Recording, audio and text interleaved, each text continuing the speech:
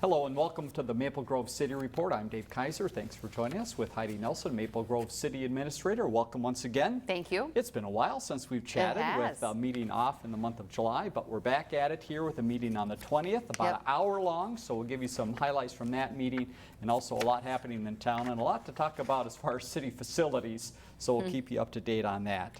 The meeting on the 20th, again, about an hour in length. There was one item pulled from consent, and this is a theme that we're seeing, talking about retirees. Give us a little preview of this action that's going to take place, I understand, in a little bit. Yeah, so Steve Hauer has been our finance director for the past 3 years, but has been with the city for over 25 years. He was in the assistant role prior to that, and so he's retiring. He was planning to go in June or so, and then when COVID hit and our world changed and so many things kind of got shook up in the air, he decided to postpone a bit. So now he's planning his retirement for the end of September, which is kind of good timing in that it gets us through the preliminary levy with our 2021 budget. So we appreciate him hanging in there with us through that time frame. But we'll do a formal recognition for Steve at the end of September here before he leaves. But yes, long service and yes, another retirement for the city. All right, and we'll talk about a couple formal presentations that were made in just a moment. But first,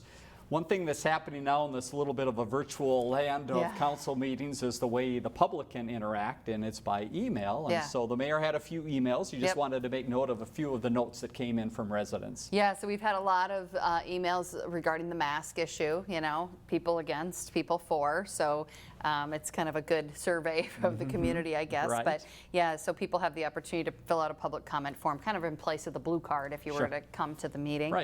So a lot of comments about that, and then some comments about some trail systems that, and we always pass those along to staff to take a look at for any follow-up. And as we're recording this, we are on the day that the mask mandate is being talked about, so we'll touch on that a little bit later in the program and what that might mean for Maple Grove. Continuing on the meeting from the 20th, there were 2 retirements that were formally recognized, and also some long-term people for the city of Maple Grove. Tell us about these 2. Yeah, so we have a couple retirements here.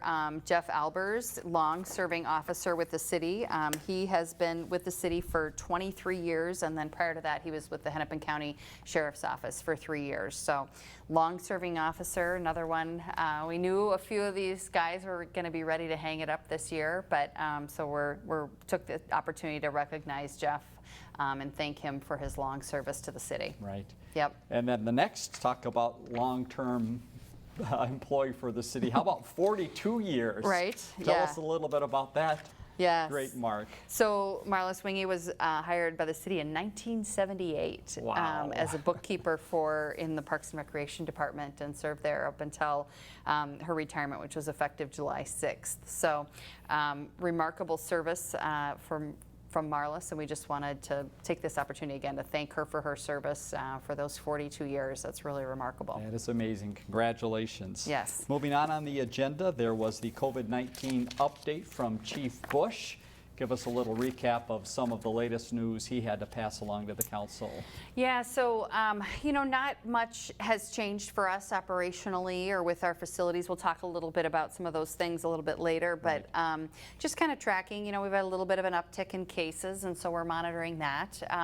We've had, you know, some cases, positive cases amongst city staff, and but that seems to be waning now. So we're really trying to make sure, you know, people are adhering to kind of the CDC guidelines in their work and that kind of a thing. So we're doing okay at the city. We're hanging in there. But yeah, we're just continuing to monitor. And now with the mask order today, that'll likely change some of our operations. So, all right. The chief will definitely have things to talk about at the next council meeting as well.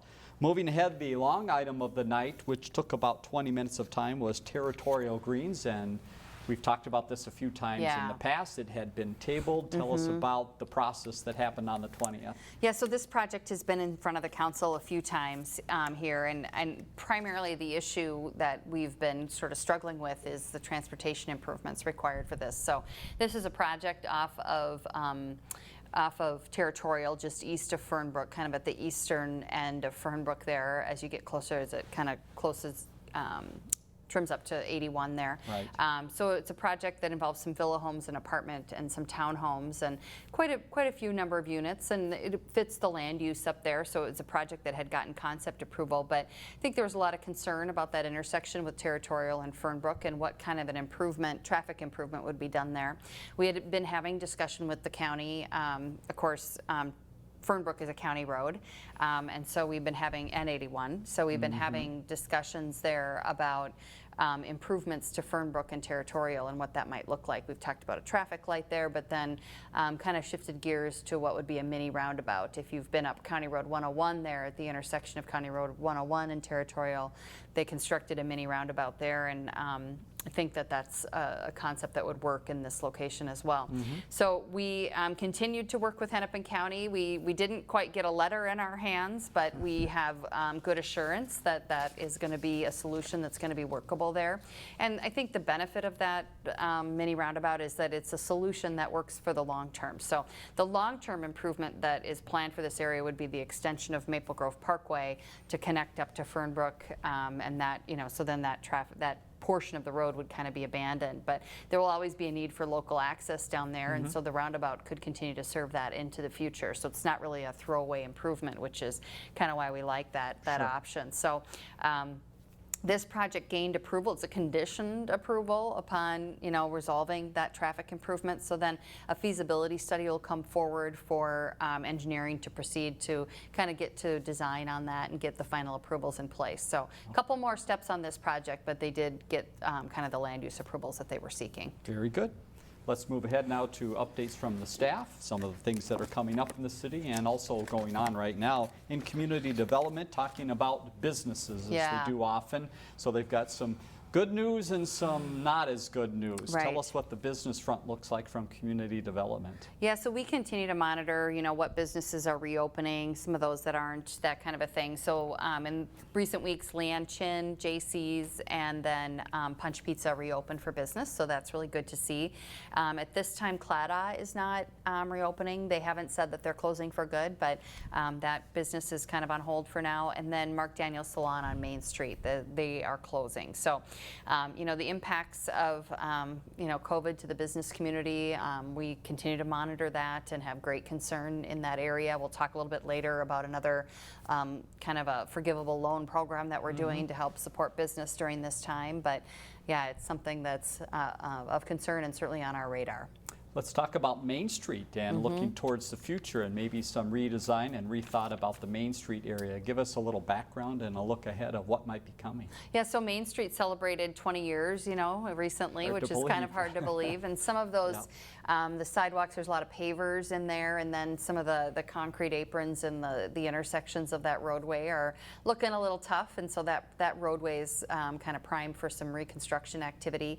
One of the things we want to do is really take a step back and look at, what does Main Street want to look like for the next 20 years? And we know that a lot of those uses along that roadway, the businesses there will likely transition, maybe more restaurants, more services, once we get past this COVID situation, what that is going to look like and what the occupancy might look like along that street. So not very dissimilar to what was done at the shops, kind of really taking a look at that and seeing how can we make that space maybe work better for outdoor dining or more pedestrian improvements, that kind of a thing. So that's a planning proposal that we'll bring forward on August 3rd, and we'll work through that over the coming months. And the goal is maybe to get that project done out there in 2021 during the summer season. Very good. Let's hop to another retail area of the city. This would be Dunkirk Square, and there is news about a possible fitness center coming. Not a lot of details yet, but a thought that it's coming. Yeah, and we see this activity.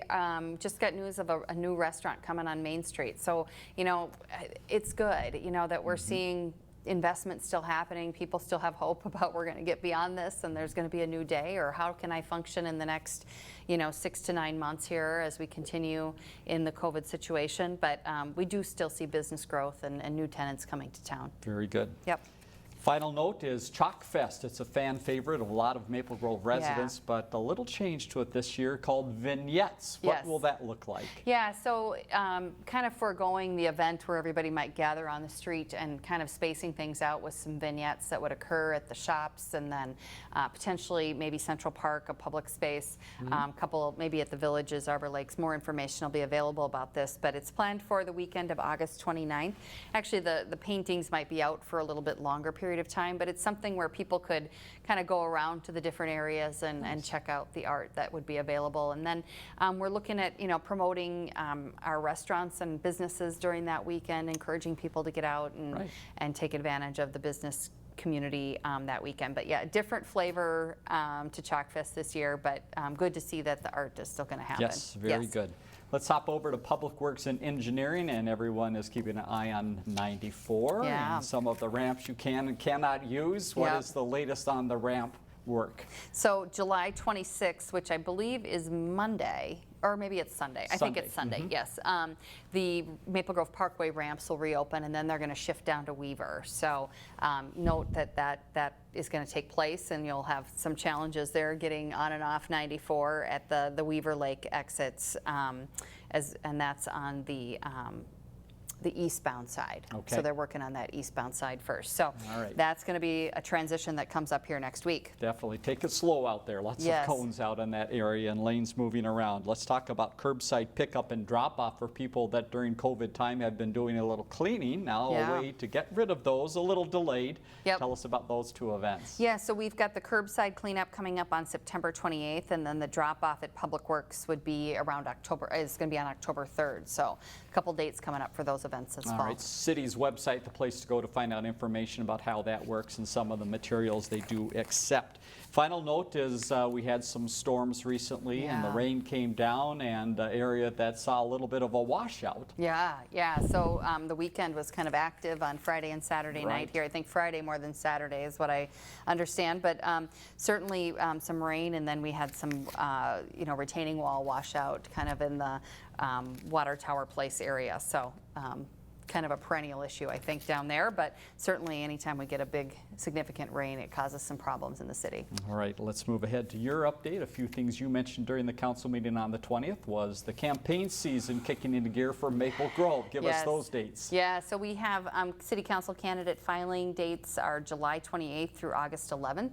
There's information available on our website. There's a packet of information available at the government center for that. And then we have 2 council seats that are up this election season, so July 28th through August 11th. And then we are in the mail-in absentee voting phase for the primary election. We will be doing in-person absentee voting August 4th through the 11th. Up to the election day, which is August 11th is the primary. All the precincts will be open on the day of the primary.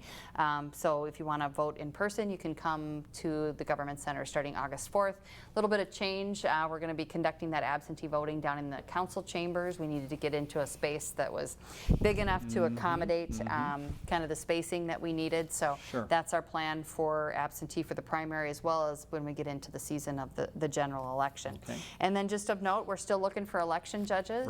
So we've had some challenges with folks that aren't feeling comfortable working during the election, and now with the mask order going in place, that certainly masks will be required in that kind of a thing. And so if people have an interest, there's information available on our website about how to apply to be an election judge. Very good. Yep.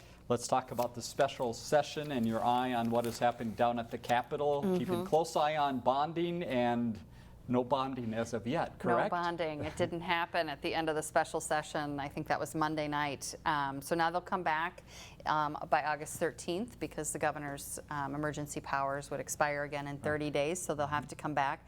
We're hopeful that something can get done. We feel fortunate that we're sitting in that compromise bonding bill for both projects for the 610 completion, as well as the expansion of the North Metro Range Law Enforcement Training Facility.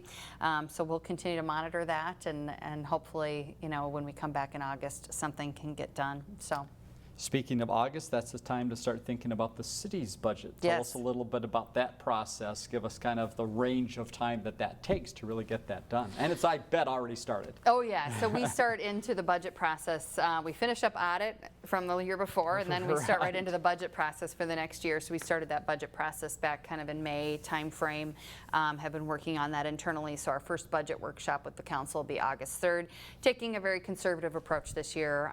We just don't know kind of where things are going to land, and kind of got a hedge on our bets here just to make sure that we're positioned in a very conservative manner going into 2021, not knowing kind of what what more could come from the business community. So budget work session August 3rd. Right now we're doing kind of the hybrid format of the meetings. Some council members are coming in, others are still remote. Right. So we'll continue to accommodate that, and we know that people may have to come in and out with exposure, sickness, that kind of a thing. So that'll be our format for a while. Very good. And final note you had from the meeting on the 20th was looking at spending a little time on the telephone talking about 610, and that I understand continued today. What is the purpose for all these calls? Yeah, so normally this is the time of year where myself and maybe a member of the council or the mayor would head to DC for some lobbying meetings on our federal grant application for the 610 completion. This is our second year with this application. We weren't successful last year, so we reapplied this year. Hopefully we'll be successful, but we were able to have calls with federal DOT staff, which is always good. They give great guidance to us, and then Senator Tina Smith, her staff, Congressman Tom Emmer today, Senator Amy Klobuchar, and then staff from Congressman Dean Phillips' office as well. And so we do that in conjunction with the I-94 Coalition. So it's our build grant application for the 610 completion, as well as there's an application out there for a third lane from Albertville to Monticello further up the corridor. So good to be able to connect with folks. I think everybody wishes we were meeting in person, but Zoom we'll have to do for now. Yes, understand that. Yes. Final action of the meeting on the 20th was a quick EDA meeting. We talked about this earlier, support for businesses, and here is another way that businesses might get supported through the city, and this is a piece of the CARES Act, correct? Yeah, this is available through our CARES Act funding. So we're doing a second round of business assistance loans, and these are forgivable loans. It's called the Recovery Loan Fund. The other one was the Emergency Loan Fund. So now we're really talking about businesses really trying to recover from the impacts of shutdown. So another $250,000 is available, $10,000 loans. It's going to open up next Monday, I believe, and as we saw last time, the money went pretty quickly. We were oversubscribed pretty quickly, so that's why we were interested in doing another round of these funds. And so we encourage businesses. We're doing outreach right now with the business community to make sure they're aware that this opportunity is available. It's an online application process. We encourage people to go take a look at it, because there is some information that you're going to need to have at hand to complete that application. We do go through an underwriting process with Central Minnesota Development Corporation, but we try to act on these pretty quickly and get the money out the door and get it into the hands of business. So information available on our website, social media, our Maple Grove Biz page about that new program. All right, yes, lots of information out. So that is your recap of the meeting from the 20th of July. We'll tell you about the next meeting coming up in a few minutes, but let's cover some other things happening in the city, as we always do, and we want to give people a facility update. So tell us what's open, what's not, and what's happening with transportation as well. Yeah, so the Government Center, of course, is open. We've installed plexiglass on all the service counters, and now with the mask order, we're kind of working through what does that mean to us, but it looks like you're going to need a mask when you come into the Government Center. We'll encourage people to bring those with them. We'll have some there, if folks arrive without that. But and the public safety facility, the same kind of operational thing. So we do, continue to encourage people. Many, if not all of our services, all but passports really, are available online. So paying a utility bill, filing for homestead, all of our staff is available by email or phone, and then a lot of our services are available online. So we do encourage people to continue to try to access it that way. With regard to transit, we're still operating on a reduced schedule. We're still really seeing a pretty low number of people taking the buses. Masks were required by Metro Transit quite a while ago, but we're kind of reaffirmed in this mask order by the governor today. So we'll continue to monitor ridership and see where that's going. We're seeing an uptick in the My Ride program. So that's kind of the local full service, and so we know that's an important piece for senior community and folks that may not have transportation available. So we continue to think about how do we add more service there. You mentioned passports a second ago. Let's just give people an update as far as passports. If they do need one, they do need to come to the government center, and where should they go? Yeah, so we do require an appointment right now so that we can make sure that we're keeping people spaced out, and you can either go on our website or give us a call to make that appointment. They are processing passports right now, but they weren't for quite a while, and so there's quite a backlog. If you have an immediate need, you can always go downtown to Minneapolis or call them and get that information. But a while ago it was 3 to 4 months in processing, and I think it'll continue to get better as they move through the backlog. But just know it is taking a little bit of time right now to get a passport issued. Very good. Let's talk about the photo contest, and people were definitely busy taking photos over the summer here. How many applications? Yeah, so it closed on July 14th, and we had 144 residents participate, and they submitted 579 photos. So I know you're on the team to review and judge those photos, so you have your work cut out for you.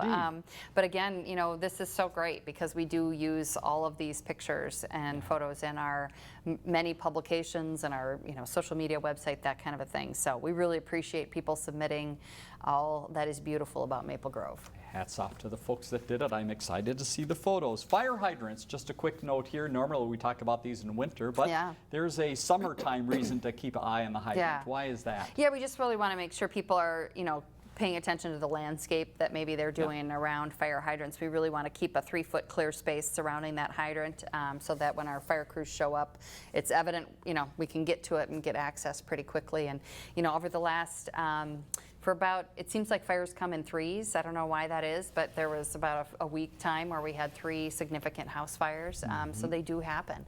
And, we're having to get into neighborhoods and get access to those hydrants in quick order. So we encourage people to pay attention to how they're landscaping around those fire hydrants. Very good. One other note we wanted to pass along is the Veterans Memorial. Just a great place to visit in town. Give us a little update on that beautiful facility. Yeah, so that's located just kind of right at the southwest corner of Central Park there. If you haven't had an opportunity to get out, it is lit at night, so it's quite beautiful, but kind of has an opportunity to honor every one of our conflicts in the history of the United States. So, and a great salute to the armed services. So if you haven't been out, there's a lot of beautiful landscaping and gardens around there as well. So great place to visit. All right, families looking for a little recreation fun, we've got an update for you on some of the hot spots in town. First would be the splash pad, probably very busy with all these 90-degree days. What are the rules now, and what are you seeing at the splash pad? Yeah, so it's open daily from 10 a.m. to 9 p.m. And it is free. It's a free facility to play at the fountain. We are limiting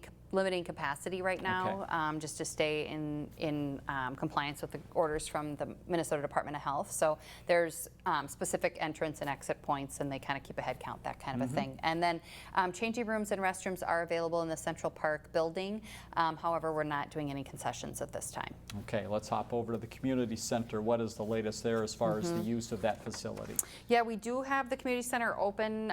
Right now we're limiting it to members only. So again, kind of back to the same rules with the splash pad with the pools. We're limiting capacity to the pools, gymnasiums, that kind of a thing. We're not seeing a whole lot of meetings taking place. We have to limit the capacity of a room, and at some point it just kind of doesn't really work, but we have had a few. So a lot of interest in holding things at Town Green, lovely outdoor space, big open space down there. So we do have some opportunities for you, park pavilions, that kind of a thing. So if you're interested, just give a call or go on the website and check out that information. All right, speaking of a park, how about Weaver Lake Beach? That is a hot spot too for activity. Tell us about the use of that facility. Yes, so the beach is open Tuesdays through Sundays from noon to 7, and that's through August 15th. We do have lifeguards on duty there during those hours, and the beach has been incredibly busy. Restrooms are open there as well. I don't believe we're doing concessions there at this time, but of course there's all the other places to gather at the park for sand volleyball. There's the playground there, basketball, all those kinds of activities. Park and Rec has been busy thinking of new ways to get people together and have families have some fun, and one of those ways is drive-in movies. Yes. How do we come to a drive-in movie and where? Yeah, so Parks and Recreation has drive-in movies this summer. The next one's scheduled for Sunday, August 16th. The movie is Home, and it's rated PG, and it'll be shown in the grassy area in front of the Maple Grove Lifetime. So the city owns those 2 lots that are out there, and so that's where they do it. Parking opens at 7 p.m., movie begins at dusk, and then admission is $20 per car, and you can register online through the city website, and then you just stay in your car and you can listen for the audio there. Great, yeah, fun way to get out and have some fun. Final note we want to pass along, as always, is the farmers market. Give people a little update of what's happening there, what type of vegetables and things are we finding, and again, what procedure do we need to follow to use the market this year? Yeah, so I think they've got pretty much every kind of fruit and vegetable, you know, on hand right now. It's the right time of the year. So there is, you know, specific areas to enter, and then there's kind of directional, the way you walk through the market, some additional spacing at with the vendors to kind of keep people 6 feet away. So that seems to be working well. Additional sanitation is available on site, and now, you know, with the mask order, you know, within that 6 feet, you're going to want to, you know, be thinking about that. And then the market's open every Thursday now through October 22nd. Currently our hours are 3 to 7, and then as we get later into the fall here, we'll trim that up to 3 to 6. But it's been very popular this summer. Very good. And we should just mention one more time, you've mentioned the mask order a couple times, so it is hot off the presses as we're recording this. So what is the process for the city now? What will you be looking at, and what departments will be talking about this in the next day or so? Yeah, so we've got to look at our own operations, and we certainly have made masks available to all of our staff, and when they are having, you know, kind of face-to-face customer interactions, resident interactions, a lot of, you know, we're asking them to wear a mask. And then, you know, if they're out on a construction site, most construction companies are requiring it, that kind of thing. So we've gotten kind of used to that in our operations, but this probably takes it to a new level. So we're going to have to review that for operations. And then, you know, with all these governor's orders, a lot of the enforcement falls to local law enforcement, and so we got to have some discussions about how we're going to approach that. You know, Minnesota Department of Health, there's a complaint form on their website. You can file a complaint there. We do, you know, get calls from people who are concerned about what's happening in a certain business or whatnot. We pass those along. So I think we're going to have to work through what does enforcement look like, and what does that look like for a business that might call.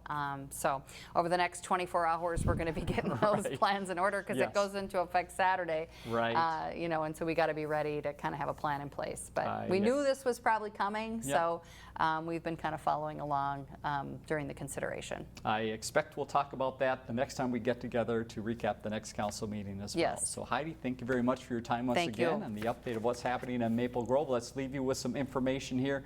We mentioned again the website many times during the program today, maplegrovemn.gov, the website to go to find out more information about the upcoming election. Again, many of the things we've talked about, and certainly city services now, a lot can be done online. Next council meeting Monday, August 3rd, 7:30 at the Government Center. See the phone number at the bottom of the screen and viewer response line 533-1710 if you have questions or comments for Heidi.